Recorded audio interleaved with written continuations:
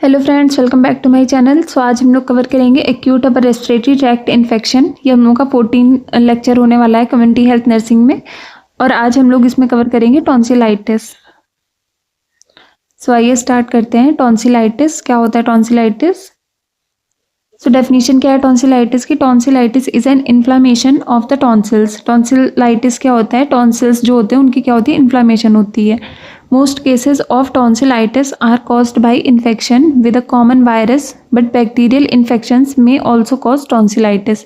तो जो mostly tonsillitis होता है वो किस वजह से होता है? वायरल इन्फेक्शन की वजह से होता है, बट कुछ बैक्टीरियल इन्फेक्शन है जो भी क्या कर सकते हैं? टॉन्सिलाइटिस जो है उसको कॉज कर सकते हैं।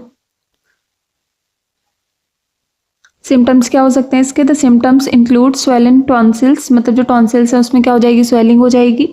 सोर थ्रोट हो सकता है, डिफिकल्टी स्वॉलोइंग, स्वॉलो करने में डिफिकल्टी आएगी। देन फीवर हो सकता है, बैड ब्रेथ हो सकती है, मतलब जो दुर्गंध भरी सांस है जो वो हो सकती है। देन स्टमक एक हो सकता है, पेट में दर्द हो सकता है।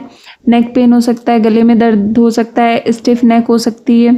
ये सारे क्या है इसके symptoms? Sore throat, swollen tonsils, then difficulty swallowing हो जाएगी, फीवर हो जाएगा, बैड ब्रेथ हो गई, स्टमक एक हो गया, देन नेक पेन हो गया एंड स्टिफ नेक। ये सारे क्या होते हैं? टॉन्सिलाइटिस के सिम्टम्स होते हैं।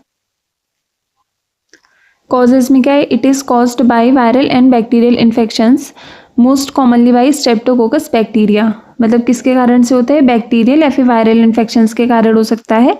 उसमें से भी मोस्ट कॉमन इन्फेक्शन क्या है? Streptococcus bacteria. मतलब स्ट्रेप्टोकोकस बैक्टीरिया है जो मोस्टली क्या करता है? टॉन्सिलाइटिस जो उसको कॉज करता है। Then viral tonsillitis. Viral tonsillitis क्या है? Cause due to viruses like adenovirus, influenza virus, Epstein Barr virus, para influenza virus, enterovirus, HIV। It is generally less severe and more common. मतलब क्या क्या virus हो सकते हैं? एडिनोवायरस हो सकता है, इन्फ्लुएंजा वायरस हो सकता है, एप्स्टीन बार वायरस हो सकता है, पैरा इन्फ्लुएंजा वायरस हो सकते हैं, एंटेरोवायरसेस हो सकते हैं और HIV हो सकता है। इसकी वजह से क्या हो सकता है? टॉन्सिलाइटिस जो है वो हो सकता है।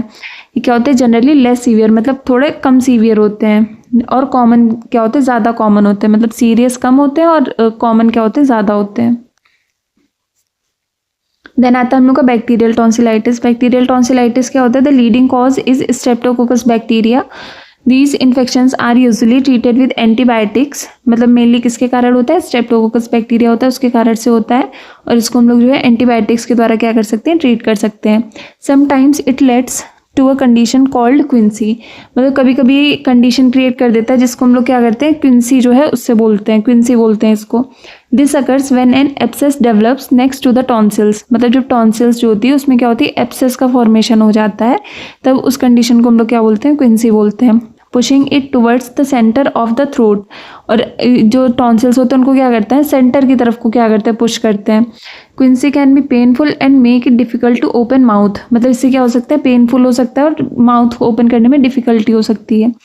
A minor procedure is required for removal of this abscess. मतलब इस एब्सेस को हटाने के लिए एक माइनर सा OT जो प्रोसीजर जो है उसकी रिक्वायरमेंट होती है। डायग्नोसिस कैसे करते हैं? Physical examination to see swelling and pus in tonsils. Physical examination करेंगे, फीवर चेक करेंगे, पेशेंट को फीवर तो नहीं आ रहा है। Then throat swab to check for streptococcal bacteria. अगर स्ट्रेप्टोकोकल बैक्टीरिया लग रहा है कि हो सकता है तो फिर क्या करेंगे हम लोग? थ्रोट स्वैब जो है वो करेंगे। देन ब्लड टेस्ट कर सकते हैं इन्फेक्शन को चेक करने के लिए।